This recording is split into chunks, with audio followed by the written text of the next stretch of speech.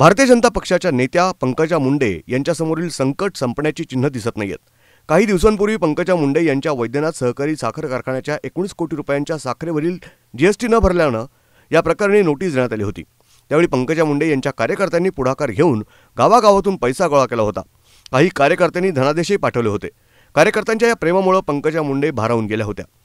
त्यांनी एक video tweet करून सर्व कार्यकर्त्यांचे आभार मानले होते। तसंच मला आर्थिक मदत नका करू, तुमचं प्रेम राहू द्या, असं आवाहन त्यांनी केलं होतं।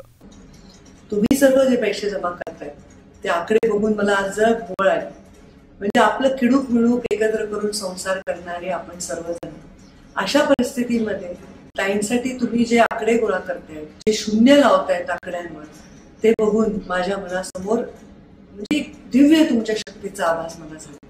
हे माझं मोठं भाग्य आहे।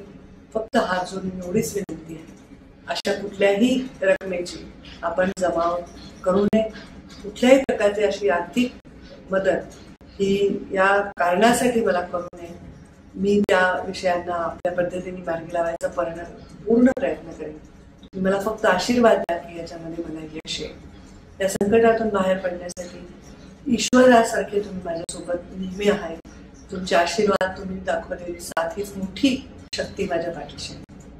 मी विनंती करते की कोणीही आपल्या घरामध्ये आपल्या मुलीच्या लग्नासाठी जमवलेला चेक असेल, आपल्या शिक्षणासाठी मुलांच्या जमवलेला असेल, काही आणखी आपल्या व्यवसायासाठी जमवलेला असेल, हे कुठलेही पैसे मला देण्याचे काही कारण नाही।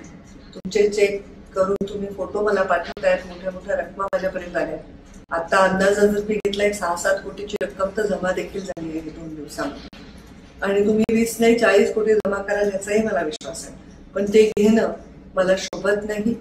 मला तुम्हाला देण्याच्या मी भूमिकेत आहे। कितीही अडचण झाली त्या आई लेकराच्या ताटातलं खात नसते। कोणी किती टीका केली तर मी तुमची आईच्याच भूमिकेत आहे। तुमच्या तोंडचा घास मी कधीच खाणार नाही। या प्रकरणाला काही महिने होत नाही तोपर्यंत पुन्हा पंकजा मुंडे यांच्यासमोर अडचण वाढली आहे। त्यांना पुन्हा नोटीस आली आहे। भाजपच्या नेत्या पंकजा मुंडे यांच्या वैद्यनाथ सहकारी साखर कारखान्यानं कर्मचाऱ्यांचा भविष्य निर्वाह निधी PF 61,47,000 रुपये थकवले आहेत। ही रक्कम न भरल्यामुळे शुक्रवारी कर्मचारी भविष्य निर्वाह निधी कार्यालयानं त्यांच्या कारखान्याला नोटीस बजावली। मागच्या काही महिन्यांपासून वेगवेगळ्या कारणानं वैद्यनाथ सहकारी साखर कारखाना बंद आहे। त्यामुळे या साखर कारखान्यानं कर्मचाऱ्यांच्या PFची रक्कम कार्यालयाकडे भरलेली नाहीये। त्यामुळे ही नोटीस देण्यात आली आहे। पंकजा मुंडे वैद्यनाथ सहकारी साखर कारखान्याच्या चेअरमन आहेत। या कारखान्याच्या कर्मचाऱ्यांची PFची रक्कम संबंधित कार्यालयाकडे भरली गेली नाहीये। त्यामुळे आता PF कार्यालयानं या कारखान्याच्या व्यवस्थापनाला नोटीस बजावली आहे। पंकजा मुंडे यांच्या ताब्यात असलेल्या वैद्यनाथ सहकारी साखर कारखाना हा मागील अनेक महिन्यांपासून पाण्याची कमतरता, दुष्काळी परिस्थिती यासोबतच वेगवेगळ्या कारणामुळे बंद आहे।